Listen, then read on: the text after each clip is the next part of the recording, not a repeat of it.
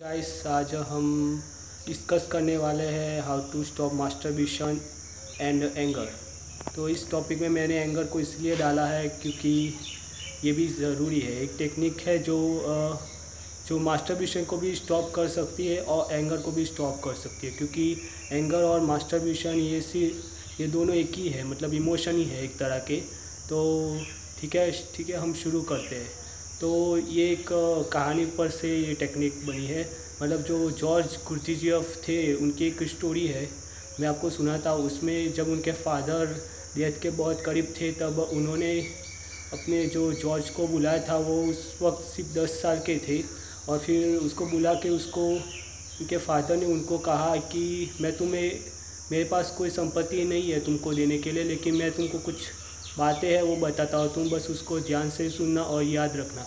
तो उनके पिता ने उनको कहा कि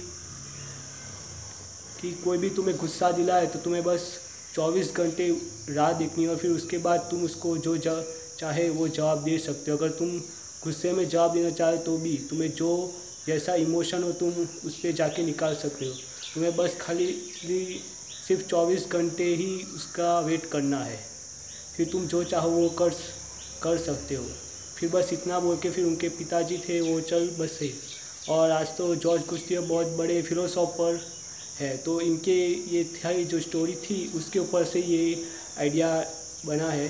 तो ठीक है, अगर आपको मास्टरबेशन को स्टॉप करना है तो ये टेक्निक 100% है, गारंटी है कि ये काम कर जाती है।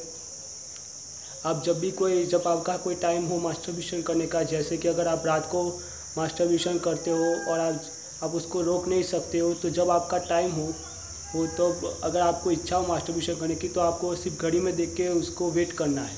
मतलब आप 10 बजे हर रोज़ मास्टरबेशन करते हो और उसे स्टॉप करना चाहते हो, तो जब 10 बजे तब आपको 1 घंटे वेट करना है, यानी 11 बजे ये आपको वेट करना है। फिर आपकी जो इच्छा हो वो कर सकते हो, फिर इच्छा हो तो करने का, नहीं ना हो तो फिर नहीं करने का। तो ठीक है, इसके ऊपर से ये पता चलता है, मतलब कोई भी जो इमोशन है वो चला जाता है, मतलब एकदम नहीं रहता, कोई भी स्थिर नहीं है। सारे इमोशन है वो सिर्फ बहते, एक नदी में से जो पानी हर बार बहता रहता है, सब कुछ बहता रहता है, वैसे ही सारे जो इमोशन होते हैं माइंड के वो बहते रहते हैं। तो आपको जैसे मास्टरबेशन करने इच्छा हो तब आपको सिर्फ टाइम देखना हो और उतना रुकना होता है।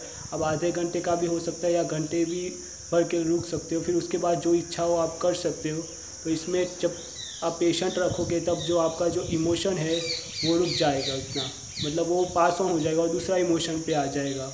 तो वैसे ही एंगर में भी है, जब आपको कोई भी क्रोध दिलाए तो आपको बस वेट करना होता है, 1 घंटे तक वेट करना होता है, या तो जितना आप उसमें मतलब जितना टाइम आप उसमें अगर आपको जितना टाइम लेना हो आप ले सकते, या फिर आप जो चाहे वो जवाब दे सकते हो उसको।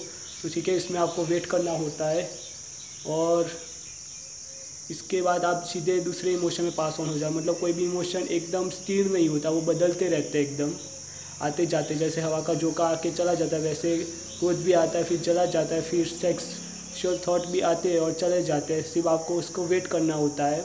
इसमें धीरे धीरे प्रैक्टिस करनी पड़ती है, एकदम ऐसा नहीं हो जाता। हम लोग इंसानों को ऐसा होता है, मतलब कांटा चुभता है तो सब लोग ऐसा कहते हैं कि भगवान ने कांटे बनाए क्यों, पर ऐसा नहीं होता, हमें खुद उसकी सुविधा करनी पड़ती है।